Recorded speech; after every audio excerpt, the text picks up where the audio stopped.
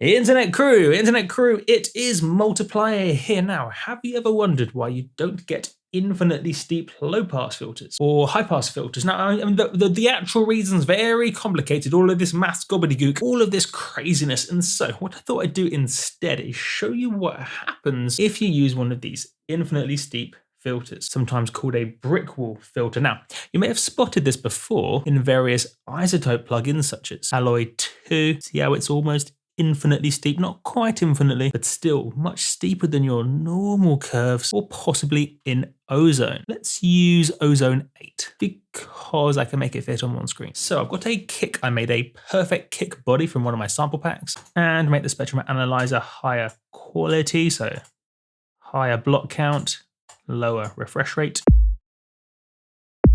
hitting around 52, 53 hertz. And so what if I applied a low pass filter, a very steep low pass filter above this 52, 53 hertz? So let's say 58 hertz. First of all, with a steep but flat low pass filter. So duplicate, low pass, 58 hertz, flat and steeper. So a 48 dB per octave slope.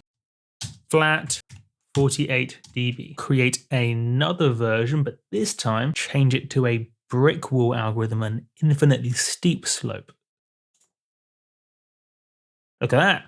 Look how steep that is. Look how steep that is. That's like a cliff. It's like a brick wall or a cliff. They should call it cliff mode. Wowzers trousers. Again, still at 58 hertz. Name this brick wall and do some color coding. Bounce all this down to audio so you can see visually as well what's happening here. Now, even before using your ears, now you should be able to hear this with your ears, but I think it's important to use your eyes too. As unless you've got headphones on, the frequencies might even be too low to hear anyway. But can you see what's happened here? Remember, this is the normally steep low pass. 48 dB steep, not crazy steep, but normal flat. This was the, in fact, I can put this on screen now. This was the flat EQ algorithm. Just as you'd expect. Then, importantly, check out what happened in the case of this brick wall slope. Basically as steep as possible. In fact, this one here, using editing. I'm going to loop it. Hopefully you can hear this too. Comparing, of course, to the original.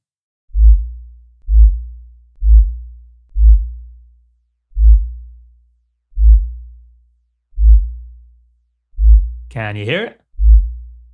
Hopefully you can. If not, you should be able to see it. Ta-da! I reckon you did. You've basically got this ringing happening now. This whole bit here, the kick stopped. Shouldn't be anything. Theoretically, all we're doing is filtering frequencies, and so there shouldn't be anything happening after this moment in time. There's no original kick here, and so there shouldn't be this tail.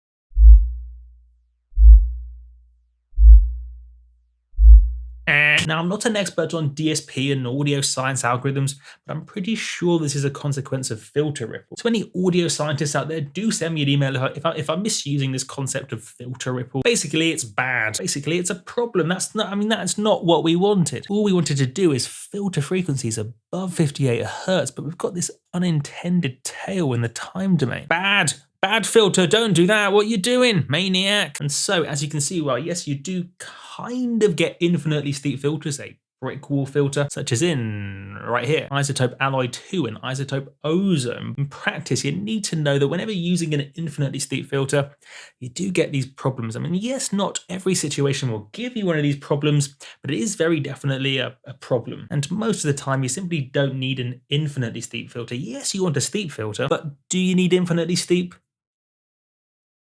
Probably not. Bonus knowledge. The steepest filter I personally know of, if you are, say, in the market for a super steep filter, or maybe just want one, equalize. In fact, let me do it. Let me prove it to your brains. So there's a great EQ called Equalize here from Acon Digital. I can type in 58. 58 hertz. Low pass or high cut, depends on how you want to look at it. A high cut filter is the same as a low pass, just different words for the same thing. So the cool thing about this guy is how steep it gets. Look at that. Wowzers trousers. 120 dB per octave. That is a lot of dB per octave. Craziness, absolutely bananas. That's very, very steep. Anyway, yes, let me bounce this down to audio. Just 120 dB.